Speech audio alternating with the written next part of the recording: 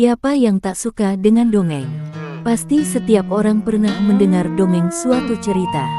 Khusus bagi para orang tua, pasti kenal dengan beberapa dongeng ini. Atau bagi anak sekolah, pasti juga mengenal beberapa dongeng legenda ini. Sebab, di sekolah pasti juga dikenalkan terhadap dongeng legenda seperti di dalam pelajaran bahasa Indonesia. Kisah legenda biasa dipercaya benar-benar terjadi atau membentuk suatu tempat. Bahkan kepercayaan ini kemudian diceritakan turun-temurun sehingga menjadi dongeng legenda sampai sekarang. Ini dia 3 dongeng legenda paling populer di Indonesia yang kemudian jadi asal-usul suatu tempat. Jadi, bagi para orang tua yang memiliki anak generasi milenial, wajib tahu 3 dongeng ini ya. Harapannya, orang tua kemudian bisa menceritakan kepada anaknya. 1. Legenda Gunung Tangkuban Parahu. Semua pasti sudah tahu jika Gunung Tangkuban Parahu ada di Jawa Barat. Ternyata, asal-usulnya dipercaya oleh masyarakat sebagai bagian dari legenda tentang Sang Kuryang. Legenda ini menceritakan tentang Sang Kuryang yang kembali bertemu dengan Dayang Sumbi, yang tak lain ialah ibunya, setelah bertahun-tahun terpisah.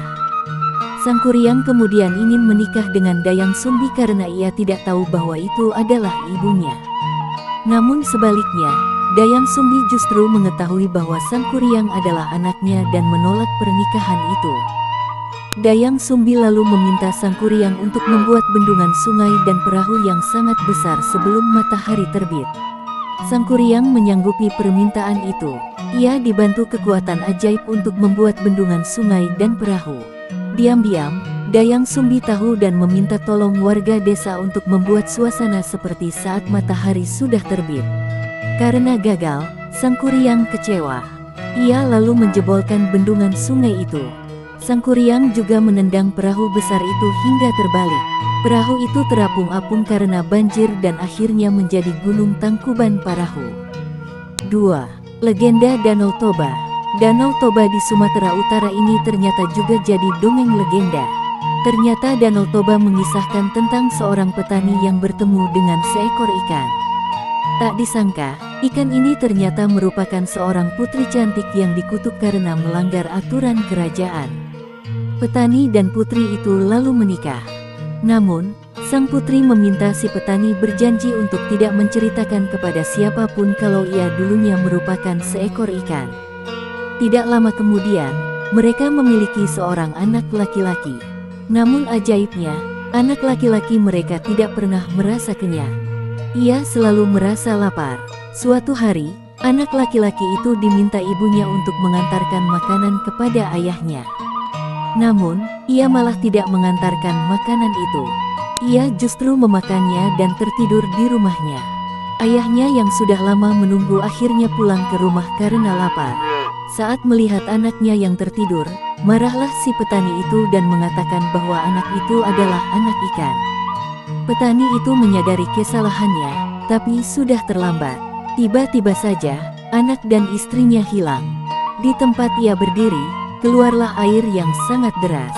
Air itu meluap hingga membentuk sebuah danau yang sekarang ini dikenal dengan nama Danau Toba. 3. Legenda Candi Prambanan. Untuk legenda yang satu ini juga sangat populer. Legenda Candi Prambanan di Yogyakarta berkisah tentang Roro Jonggrang yang tidak ingin dinikahi oleh Bandung Bondowoso. Roro Jonggrang kemudian bersedia menikah dengan syarat Bandung Bondowoso harus membuat 1000 candi sebelum matahari terbit. Awalnya, Bandung Bondowoso bingung. Namun, ia tidak kehabisan akal.